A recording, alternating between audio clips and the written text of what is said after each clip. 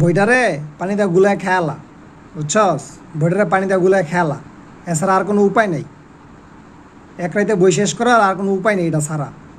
Foul পোলাপাইন মানে সারা বছর পড়বা না, পরীক্ষার আগের রাইতে খুঁজবা যে এক রাইতের মধ্যে বই কেমনি শেষ করন যায়। নাশকতা শুরু করছে এনে। ঝাবাক বেটা।